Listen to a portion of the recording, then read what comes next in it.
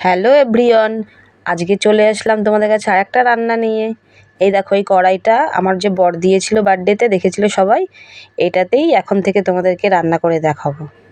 দেখো, প্রথমে কড়াইতে তেল দিয়েছি। তেল গরম হয়ে যাওয়ার পরে গলদা চিংড়িগুলো ভেজে নেব।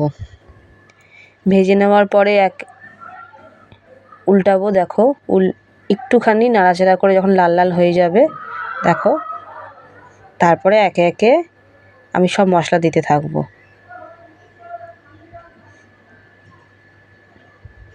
দেখো, এবার তুলে নিয়ে আমি এখানে জিরে, সাদা জিরে, তেজপাতা,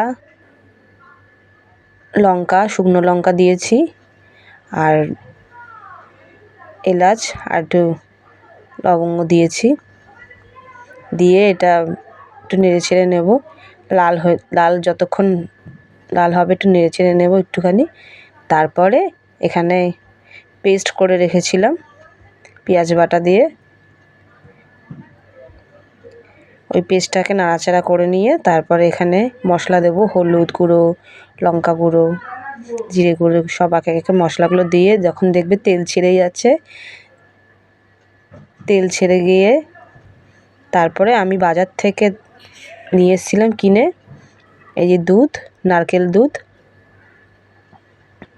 খুব সহজেই পাওয়া যায় এখন, তোমরা সবাই জানো। সেই নারকেল দুধ আমি দিয়ে দিলাম এর মধ্যে। তারপরে আবার নেড়ে নেব। তারপরে দেখবে আস্তে আস্তে মিশিয়ে কষিয়ে নিয়ে যাওয়ার পরে আমি এতে জল দিয়ে দেবো। জল দেওয়ার পরে আস্তে আস্তে করে আমি মাছগুলো ছেড়ে দেব। মাছগুলো ছেড়ে দিয়ে ফুটতে থাকবে। ঢেকে দিলাম। দেখো, কিছুক্ষণ পরে আবার ফিরে আসব। দেখো, আমার মাছ রেডি। চিংড়ি মাছের মালাইকারি ছেলে আবদার করেছিল। ছেলে বাজারে নিজে গিয়ে এই মাছ পছন্দ করে নিয়ে এসছে, তাই ওর জন্য বানালাম। তোমরা বলো কেমন হয়েছে। সবশেষে একটু গরম মশলা গুঁড়ো আর ঘি দিয়ে পরিবেশন করলাম। আমার রেডি। ভালো লাগলে সবাই একটু লাইক করে দিও, পাশে থেকো।